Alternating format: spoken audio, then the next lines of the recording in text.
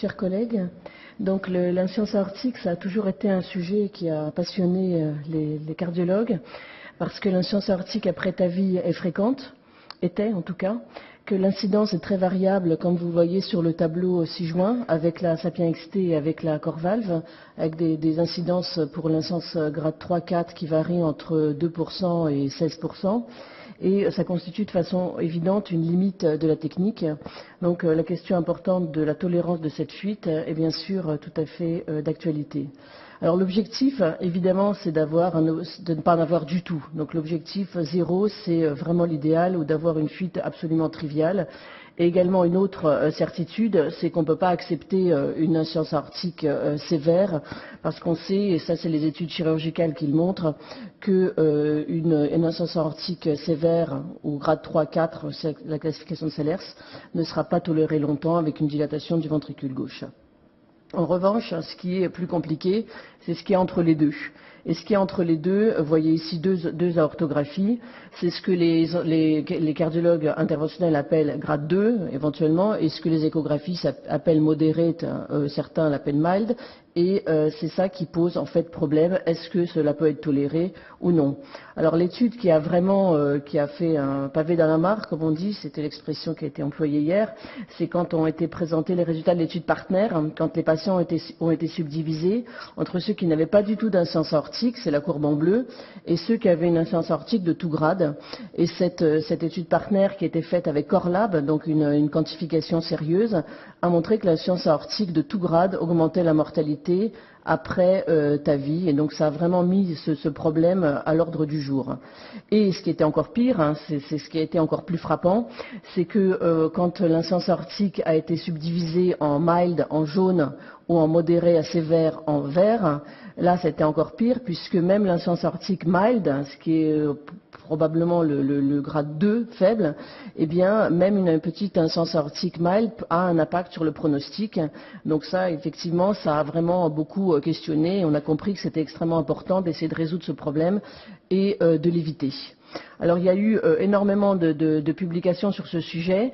Donc vous voyez ici énormément de registres. Le problème dans ces registres, c'est qu'il n'y a pas de Corlab, donc la quantification, c'était soit l'échographie, soit l'angiographie, et c'était pas du tout centralisé.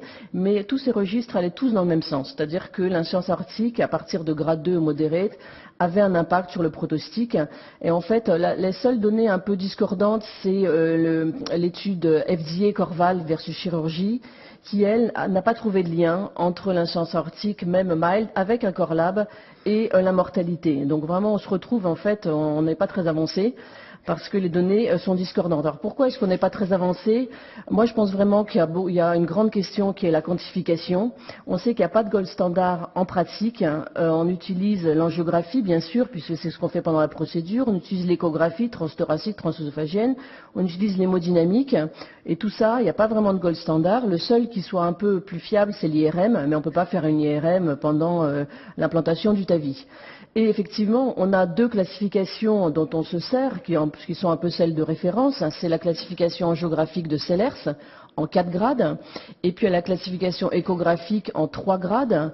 Donc déjà, quand on interroge un échographiste, on ne sait même pas finalement, pour lui, modéré, si c'est une grade 2, une grade 3. En fait, ils nous disent c'est grade 2-3, c'est quand on ne sait pas trop quoi dire. Donc même entre les médecins eux-mêmes ne savent pas très bien finalement ce qu'ils quantifient, et c'est bien dit dans les recommandations sur l'échographie, les recommandations européennes, qu'en fait c'est tellement difficile, il y a des multiples jets, les jets sont excentrés, donc en fait on n'arrive pas à quantifier une insuffisance aortique en échographie, alors que c'est l'échographie qui est considérée comme étant le gold standard.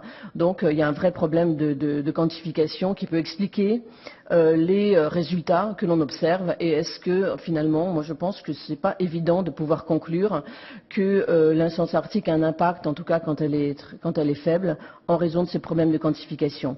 La deuxième chose très importante, c'est que la tolérance de l'insuffisance aortique est inégale. Et ça, on a très récemment eu des des papiers qui plaident vers cette théorie, c'est-à-dire que un patient qui a déjà une insuffisance aortique préexistante, donc qui a une maladie aortique en quelque sorte, et donc probablement un ventricule gauche déjà un petit peu dilaté, eh bien il est protégé en quelque sorte s'il a une insuffisance aortique modérée ou grade 2. Donc ça a été montré dans l'analyse a posteriori de France 2, publiée dans Circulation.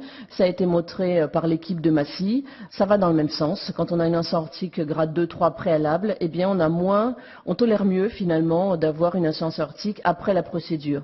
Et dans le même ordre d'idée, nous on a publié un papier un petit peu différent, mais que j'ai synthétisé en disant qu'un ventricule gauche altéré à la base protège également en quelque sorte de la survenue d'une insuffisance aortique. On avait subdivisé nos patients en patients qui avaient un NT-proBNP très élevé ou pas, et les patients qui avaient un état de NT-proBNP très élevé avaient en fait un ventricule gauche un peu dilaté, une fraction d'éjection un peu altérée, de l'IA préexistante, de l'hypertension pulmonaire, et vous voyez que sur la courbe, il n'y avait aucune différence d'impact d'une insuffisance aortique après TAVI sur le suivi. Donc en quelque sorte, ils étaient protégés, alors qu'un patient qui a un ventricule gauche normal hypertrophié sans IA, il va mal tolérer une insuffisance aortique parce que c'est en quelque sorte une insuffisance aortique aiguë. Enfin, je pense que c'est très important, et c'est vrai que peut-être l'année prochaine, on n'aura plus tellement de sujets sur l'insuffisance aortique. Je pense qu'on voit le bout du tunnel, même s'il y aura des cas particuliers. Mais on a les nouvelles valves. Alors, il n'y en a qu'une qui est commercialisée en France en 2015, mais il y en a beaucoup d'autres qui arrivent et qui avaient pour objectif de régler ce problème d'insuffisance aortique.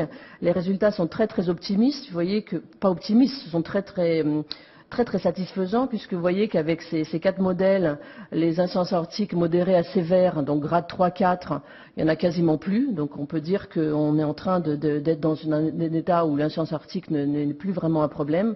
Et donc en conclusion, l'insuffisance aortique après TAVI mais moi je dirais même était fréquente. Elle est exceptionnellement sévère, et dans ce cas, évidemment, n'est pas tolérable. L'insuffisance aortique grade 2 est vraiment, en est-ce bien une, l'IA grade 2, si on la regarde avant ou après la procédure, on ne va pas la coter de la même façon. Elle aggrave visiblement le pronostic.